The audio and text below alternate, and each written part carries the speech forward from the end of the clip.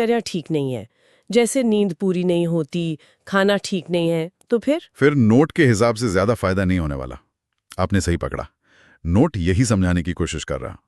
वो एक पूरी पिक्चर दे रहा है कि अच्छी इम्यूनिटी सिर्फ कुछ सुपर फूड या बूस्टर गटकने से नहीं आती। अच्छा। ये एक हेल्दी लाइफस्टाइल का नतीजा है, उसका बाय प्रोडक्ट एक तरह से। नोट इस बात पर जोर देता है कि ये आदतें एक दूसरे को सपोर्ट करती हैं। जैसे अच्छी नींद होगी तो इम्यून सेल्स ठीक से काम करेंगे, रिपेयर होंगे। रेगुलर कसरत से बॉडी में इन्फ्लेमेशन कम हो सकता है। सब जुड़ा हुआ है। हाँ, ये कनेक्शन समझना जरूरी है कि ये सब आपस में कैसे काम करता है। तो अगर हम इस पूरे नोट का सार निकालें, एकदम निचोड़, तो वो क्या होगा? हमें क्या समझना चाहिए इससे? देखिए, बड़ी पिक्चर ये है कि इम्यूनिटी कोई बटन नहीं है जिसे एक बूस्टर खाकर ऑन कर दिया। ये कॉम्प्लेक्स सिस्टम है, इसे लगातार मेंटेन करना पड़ता है। तो नोट का निचोड़ बेसिकली ये है कि हेल्दी आदतें जो हैं वो नींव हैं, फाउंडेशन है।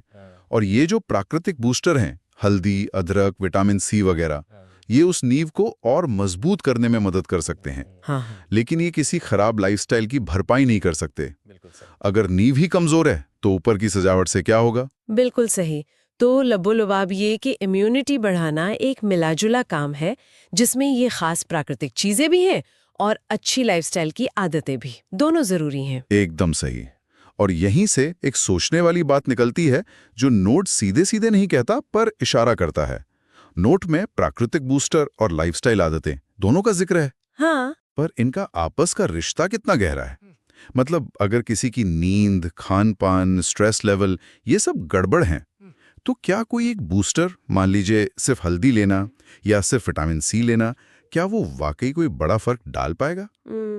या फिर ये अलग-अलग चीजें, बूस्टर और आदतें, ये इम्यून सिस्टम के अलग-अलग हिस्सों को सपोर्ट करती हैं?